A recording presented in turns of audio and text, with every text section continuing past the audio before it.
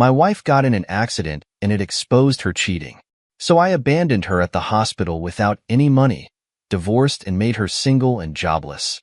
Yesterday, I got a call from the hospital that my wife, Andrea, 29 female, met with an accident. In my 35-minute drive to the hospital, I just prayed Lord my wife be safe. I rushed to the ER to find her getting treated. I felt relieved to know that she was out of danger and that it was not a life-threatening accident. The nurse handed me her phone and other belongings. I asked her if they knew how the accident happened. She said the complete details are not there yet, but they have informed the cops and they are investigating the car. The cops arrived and gave me a copy of their initial investigation. I was shocked to find that she was intoxicated, rammed into a parked car, and later derailed onto a sidewalk. Luckily, she didn't drive to the other side and hit the road. Otherwise, it would have been fatal. As the information about the accident unfolded, I grew suspicious. First, she was not supposed to be driving through the road where the accident happened. It was Wednesday afternoon, and she was supposed to be at work and not driving 25 miles away from her home. Second, why would she be drunk in the afternoon? The cops handed me the copy of the dashboard footage, and it suggested that Andrea was playing loud music and rash driving. The alcohol was determined during her medical examination. I was investigated for an hour. The cops wanted to know if she was depressed or had a fight with me before she decided to get drunk and ram into a parked car. I had to show them the chats of yesterday and the day before. She texted me in the morning yesterday, asking if I would come late or usual. I said usual, but if I think it's going to be late, I'll inform. She ends up with I love you and heart emoticon. I had no phone call with her after that for the cops to think I was behind her depression or dilemma or whatever it was. They asked me what Andrea was doing in the accident location where she was returning from. I said I had no idea. Initially, they did not believe me, but after an hour-long investigation they let me go. They had no reason to suspect me. I was then allowed to meet Andrea. I enter her cabin and cuddle her. She was partly conscious. The first thing she asked me, "Where's my phone?" I was shocked. She was still under local anesthesia and pain, but all she cared about was her phone. I lied that it was with the hospital authorities. She seemed relieved. My mind was already fogged with the investigation report, and now her weird question made me even more suspicious. There were so many questions in my mind, but I decided to park it until she recovers. I cuddled her to sleep. Her behavior sparked curiosity in me. I pulled out her phone from her bag with the nurse had handed over to me. It was discharged. I used my power back up to charge it. As soon as I switched it on, it started buzzing with several notifications. I put it on silence mode. All the buzz subsided in a minute, but there was a continuous notification popping up from one chat. I couldn't read the message from the locked screen. Then there was a call from someone saved as Corner House. This is a small eatery at the corner of our block from where we regularly order takeaways and home delivery. But why was she getting a call from the restaurant so late at night? I kept staring at the screen, contemplating whether to respond or not. There were now some 5 back-to-back calls from that number with an occasional chat notification. I'm not an insecure person who goes around snooping into my wife's personal space, but the circumstantial evidence forced me to forget my morals. I unlocked her phone using her fingerprints. She was in a deep sleep under medication, and I spent the night sitting by her bed and uncovering my failed marriage. As I suspected, the chat notifications were from the same contact that she had saved as Corner House. Evidently, she had saved someone else's number with that restaurant name to safeguard herself if I ever happened to see the call or chat notification. If we were at home and I saw a call coming from Corner House, I would have suspected nothing. It came out that Andrea had been cheating on me for over 6 months or more. I checked a Fair Partner's number on my phone, and he was not on my contact list. I looked it up on a caller app and found his name to be Kevin. I knew no one was such a name. It's difficult to determine when it actually started. The chat history was backed up until 6 months back, so I'm guessing it is at least 6 months old if not more. The chats were outrageous and demeaning to me. It was disheartening to read how she was describing her desires for a fair partner while mocking my abilities in bed. She was telling him how I last for no more than a blink, and she has to fake her orgasm to keep me happy. They had been meeting every week and sometimes twice a week at their secret hideout. She met with an accident when she was returning from her effing session, and that explains why she was asking about her phone, and that's why she was drunk. Knowing Andrea, I understood that they had sex because she likes to have it when drunk, but I thought it was only with me, but there she is, going around effing men in a drunken state. Reading their chats made me throw up. She was sex to him all the time, and in the middle of the night, during her work hours, and even when she was out with me. The last time they sexted was when we were watching a movie the day before. I remember clearly she was cuddling me and we kissed and made out. I feel so gross to think that she was imagining me to be him all this while. There was no effing way I could have suspected that she was up to this. We had regular date nights, went on trips and talked to sleep. Sex was twice a week. Not sure if this was inadequate or okay, or how many times others do it, having gone around surveying what others do. It hurts me to think that I was not able to keep her satisfied. Had she told me this, I might have figured out a solution. She never expressed that she wanted more or something else. I thought we were close enough to be brutally honest with each other, but I guess we were not. I stooped into her social media account but didn't find a fair partner out of there. Their only mode of communication was through chats and calls. How do I find him? Who the heck is this guy who has been satisfying my darling wife? I've been up the whole night. Now I feel dizzy, but the rage in me is not letting me sleep. I want to call a fair partner to the hospital and beat the crap out of him. I don't know what I'm going to do now. You just need to head out of here. Update 1. You know what? I left that whore of the hospital, threw away her phone, packed her belongings, and dumped it outside my house. I also did a couple of other things. I'll come to it eventually. I left the hospital and went home, but I was feeling very uneasy. I wanted to do something about my pain. I was racing inside the house thinking what to do while Andrea's phone was continuously buzzing with the fair partner's calls and texts. That son of a bee was concerned that she wasn't replying. I decided to fix that problem first. I opened the phone and started chatting with him as Andrea, pasting the text conversation here. Read Corner House as a fair partner. Hey, don't call, text me. I don't want to be with you anymore. Wait, why? What happened? Are you mad at me for something? Are you mad at me that I didn't stay longer? I promise next time we'll spend the day together. Why ain't you replying? Okay, talk to me first. We can sort this out. I'm never going to meet you and stop texting me. Can we meet today and discuss this? How about I pick you up from work? I'll tell Connie I'm working overtime. Okay, are you upset because my divorce got delayed? Trust me, I'm going to shove the paper to Connie this month. No, don't do that. I don't enjoy sex with you anymore. You are no more than just a toy for me. Your cock excites me no more. I found another cute guy who lasts longer than you. What? You're messing up with me, don't you? I'm not. I'm going out for a date with him tonight. Don't do this. You know I love you. One more message, and I'm going to tell your wife everything. You slut. The beeping stopped after that. Then I accessed her work email on her phone and sent a resignation letter to her manager, asking for immediate release. Here I replied asking for a reason. I responded to that Andrea, and pissed off with the toxic work culture. People that are crap, and the manager is a womanizer finding opportunities to grab booties. I also wrote that if he doesn't approve my resignation, I'm going to expose all the truth to the management. The resignation was approved within minutes. Glad I was a good listener. Listening to Andrea's work BS actually helped me today. I felt a small victory. So now she is jobless and single. I have nothing to do with it. She quit her job and dumped her lover. Poor girl. I took her credit card and swiped off all the little money she had. I even burned all her ID cards, passport, and bank documents and didn't leave a trace of it. I flushed the ashes. If she had to find it, she needs to scavenge the gutter and put it back. One victory after another. It would take her months, if not years, to get a copy of these documents from the government authorities. She would be on cast for at least 2 months. She can't go running to government offices to get these documents, even if she finds out they are missing.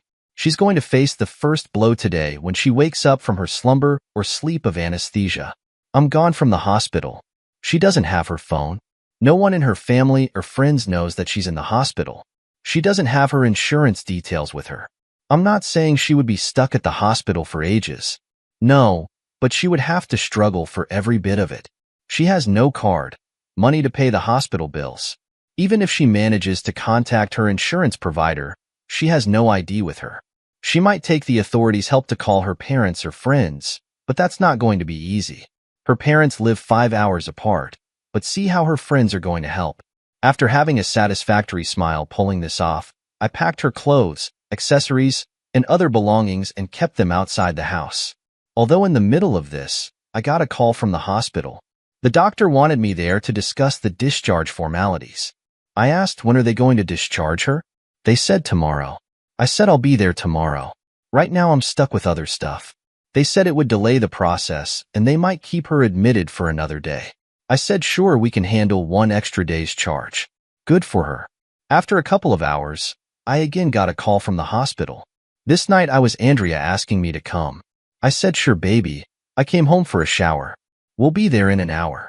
Then I called up the hospital authorities, strictly instructing them not to let Andrea call anyone. My fragile little sweetheart needs rest. They assured they would oblige and would inform the duty nurse about it. Bam. Throughout the day, I got 4 calls from the duty nurse that Andrea was asking me to visit her and that she was getting restless.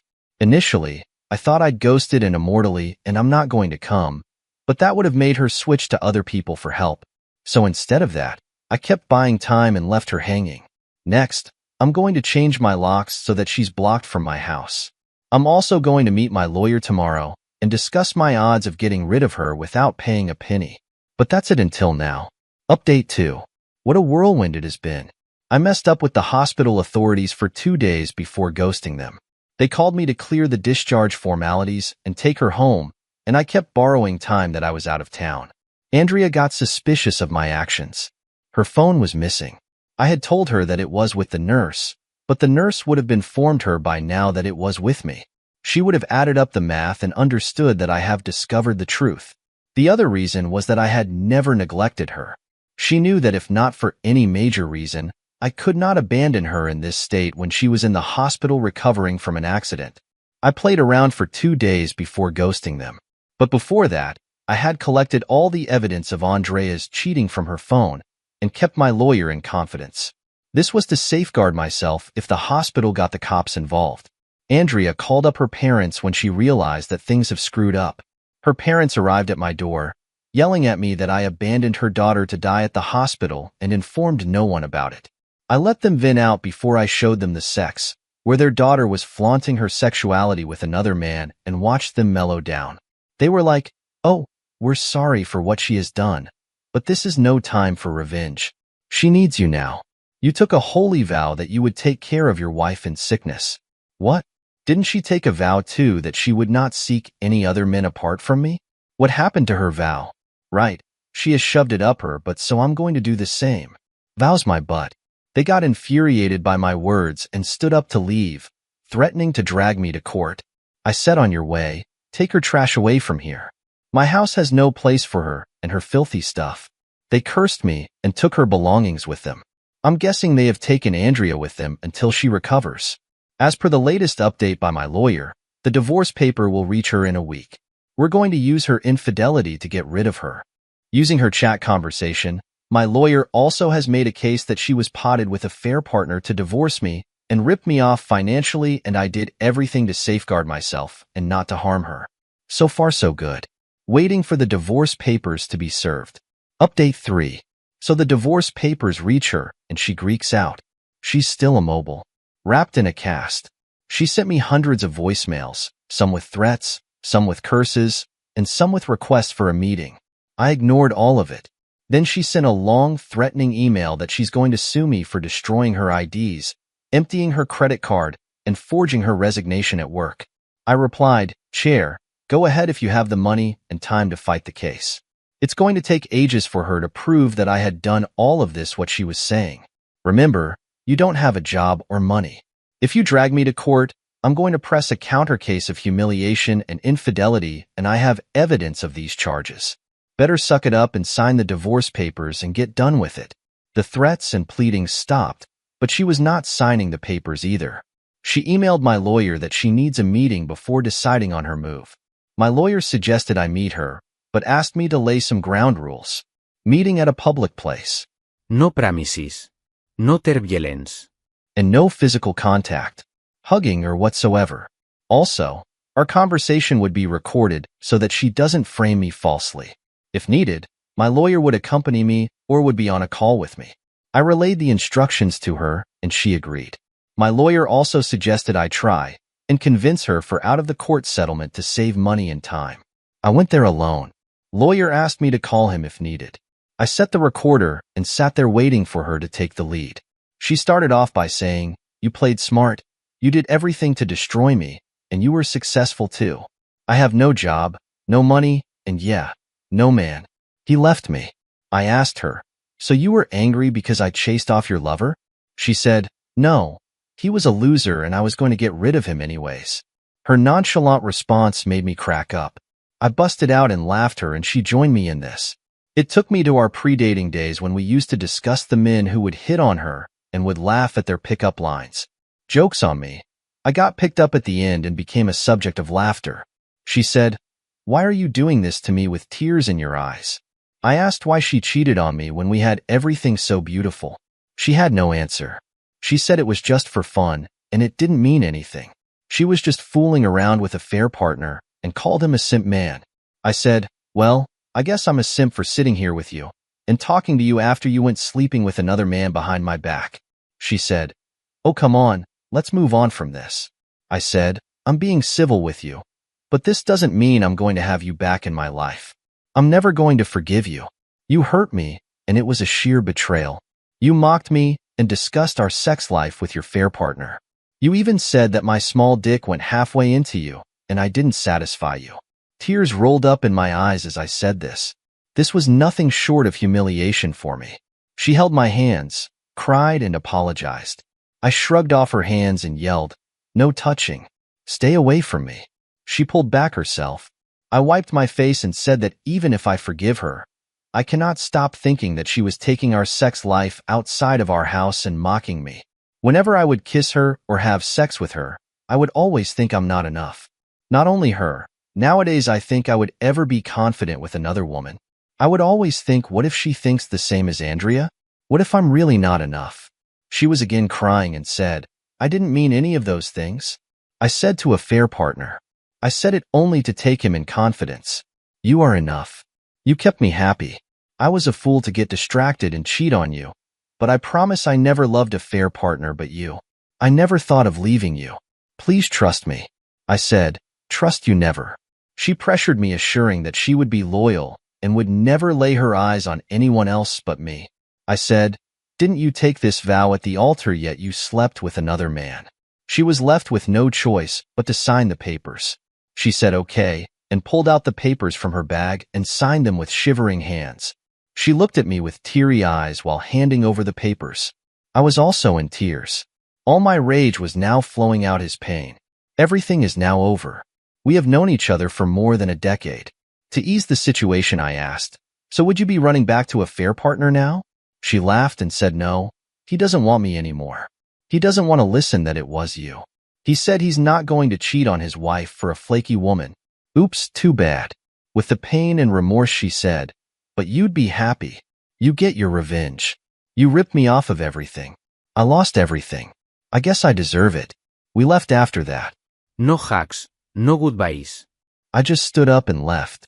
While driving back home, I was contemplating my actions. Did I go too far? Was I wrong on doing what I did? If not, then why don't I feel content after pulling off my revenge so precisely? I don't know. It's too soon to say anything. Need to soak at the reality that I'm divorced now. Gosh, I was a happy married man until a few months back, and now I'm divorced. Yang,